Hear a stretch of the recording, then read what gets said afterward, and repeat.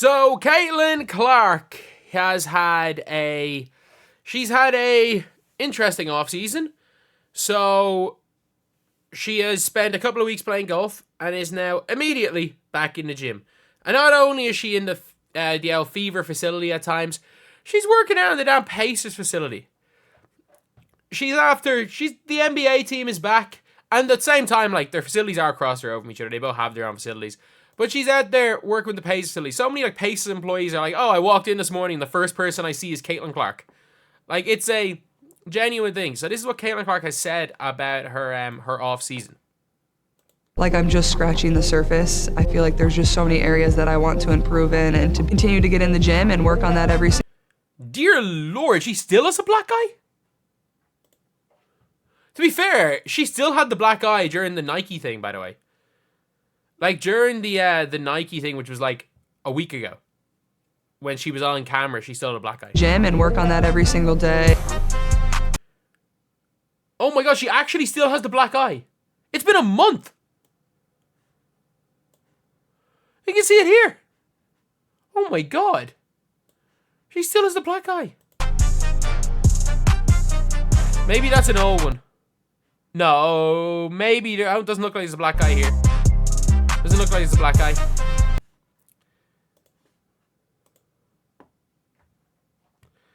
But yeah, she's... Oh, look at the floaters! Look at the floaters. We need some more pull-up long twos. They need to show her foot being on the three-point line. The Christie side special. The Christie side special. Look at that. The floater. She went left and finished. I'd love to see her use her left hand. Oh, going right.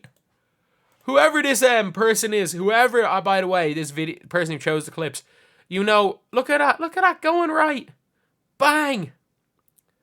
I mean, that's her kind of go-to shot anyway. But then, obviously, the Fever posted here.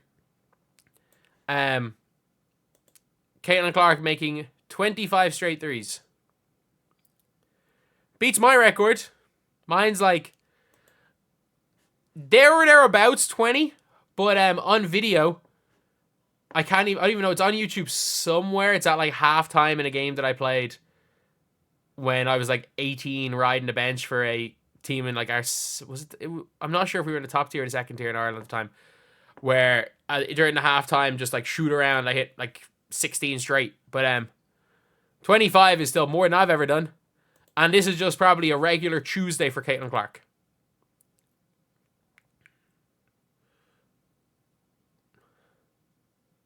She's not even hitting the rim. To be fair, I watched Sabrina Ionescu warm up and do something very similar.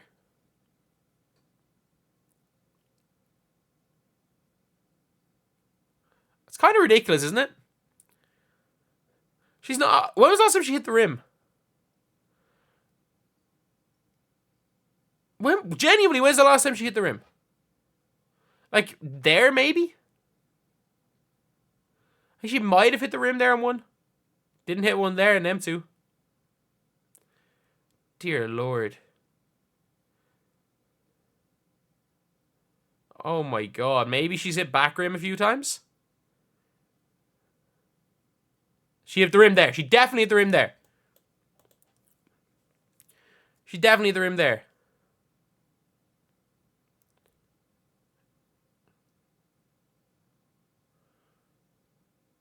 Wow. That's impressive. That is impressive. But, yeah, it does show, like, she's doing two things in the off-season.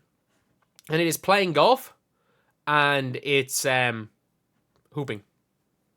And the one thing I will say with, like, I think golf does help a lot when it comes to TDL basketball. And it's funny because a lot of people were talking about how she's like right-eye dominant and we're so shocked. She releases the ball from here. Of course she's right-eye dominant. Like, if you're right-eye dominant, like, you can still shoot with your left eye closed. If you're left-eye dominant, that's why people bring the ball over this side. People don't realize that. And it's like, it's why I was so shocked that Lonzo Ball was still able to shoot like that. Because normally if you shoot from here, to be fair, actually, if you fling it like Lonzo Ball does, that's just a fling. But like or like he did. But like KD, left or right eye dominant. Joe Johnson, right eye dominant. Anyone who brings the ball to this side. Obviously, if you do that, it's a kid looking for power. But if you bring the ball to this side here, you're more than likely right-eye dominant. As somebody who brings the ball to this side of my head when I shoot. But, yeah, so it is going to be a good, fun offseason. There's going to be random clips of Caitlin Clark, but I think she's going to be... I genuinely think she's going to be hooping. The one thing I will say is, though, is that the Caitlin Clark and Steph Curry versus Sabrina and Clay is probably going to happen at All-Star Weekend. It probably is. Like, it will be a 2v2 shooting contest between maybe Steph and Sabrina versus Clay and Steph. Maybe, sorry, Steph and Sabrina. Maybe Caitlin Clark and Sabrina versus Clay and Steph. I don't know. I don't know what way they're going to do it, but Steph Curry will be at the NBA All-Star Weekend this year. There is no... I have no doubt about it that Klay Thompson is going to be...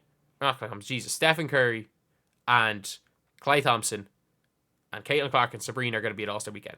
What Sabrina did last year's All-Star Weekend means she's definitely got her own spot at All-Star Weekend. They're not going to take it off her. But Caitlin Clark will be, without question, will be at All-Star Weekend in the NBA. I know she didn't do the three-point contest with the WNBA. I think she was just mentally wrecked.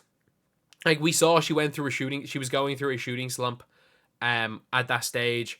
She was exhausted. And then I think it was just smart to say, you know what?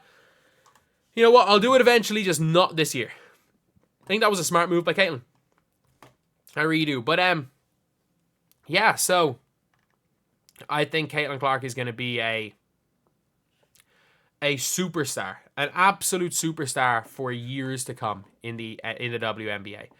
I think she's going to be a superstar of basketball. And that's the thing where it's like, I think this is the first time where a WNBA superstar became a basketball superstar. Like, the likes of A'ja Wilson, Sabrina Ionescu are WNBA superstars. They are famous basketball players. But same with Cheryl Swoops, same with like Lisa Leslie, same with all that 96 team. They were all like they were all stars of women's basketball, but like maybe not more well known than Rashard Lewis in the NBA. Caitlin Clark is a big... I'm just going to think who's the like 12th best NBA player in the world. Caitlin Clark's a bigger name than Paolo Banchero. He could make an All-NBA team this year. She's a bigger name than Paolo Banchero, no question about it. And the fact is that she's going to be getting better and better and better. And I would be shocked. I wouldn't be shocked if she doesn't win MVP next year, but I'd be shocked if she doesn't win MVP in the next 2 years. And there's no way to give another MVP to A'ja. Unless her team wins 35 games again.